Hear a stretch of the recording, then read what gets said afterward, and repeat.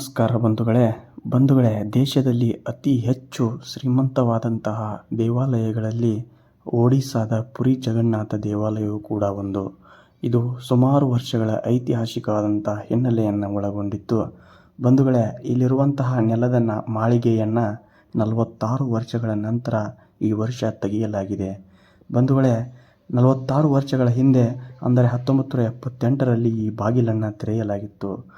ಆ ನೆಲಮಾಳಿಗೆಯಲ್ಲಿ ಆ ಪುರಿ ಜಗನ್ನಾಥನ ದೇವನ ಹಲವಾರು ವಸ್ತುಗಳು, ಅವನಿಗೆ ಸಂಬಂಧಪಟ್ಟಂತಹ ಆಸ್ತಿಗಳು, ವಜ್ರ ವೈಡೂರ್ಯಗಳು, ಬಂಗಾರಗಳು ಅಲ್ಲಿ ಇಡಲಾಗಿರುತ್ತದೆ.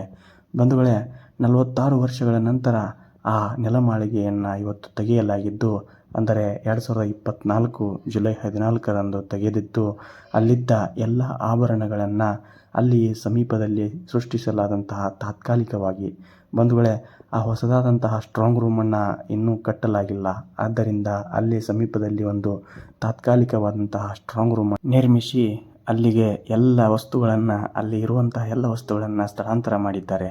ಬಂಧುಗಳೇ, ಈ ವಸ್ತುಗಳನ್ನು ಸ್ಥಳಾಂತರ ಮಾಡೋಕ್ಕೆ ಒಡಿಶಾದ ಹೈಕೋರ್ಟ್ನ ನ್ಯಾಯಾಧೀಶರಾಗಿದ್ದ ಬಿಶ್ವನಾಥ್ ರಥ್ ರವರ ಆತಿಥ್ಯದಲ್ಲಿ, ಅಂದರೆ ಅವರ ನಾಯಕತ್ವದಲ್ಲಿ 12 ಜನ ಸದಸ್ಯರ ಸಮಿತಿಯನ್ನು ರಚಿಸಿ ಅದರ ಮೇಲ್ವಿಚಾರಣೆಯಲ್ಲಿ ಅದನ್ನು ಎಲ್ಲ ವಿಡಿಯೋ ರೆಕಾರ್ಡ್ಗಳನ್ನು ಮಾಡುವುದರ ಮೂಲಕ, ಬಂಧುಗಳೇ, ಅಲ್ಲಿ ಏನು ಆ ಸ್ಥಳಾಂತರ ಕಾರ್ಯ ನಡೆದಿತ್ತೋ ಆ ಸ್ಥಳಾಂತರ ಕಾರ್ಯವನ್ನು ಸಂಪೂರ್ಣವಾಗಿ ವಿಡಿಯೋ ಮೂಲಕ ವಿಡಿಯೋಗ್ರಫಿ ಮಾಡಿ ಅದನ್ನು ಸ್ಥಳಾಂತರ ಮಾಡಿದ್ದಾರೆ.